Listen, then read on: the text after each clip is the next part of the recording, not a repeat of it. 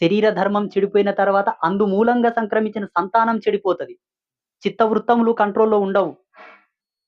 అహంకారం ప్రబలిపోతుంది. జ్ఞానం నశించిపోతది. మనిషి మనిషి గాడు.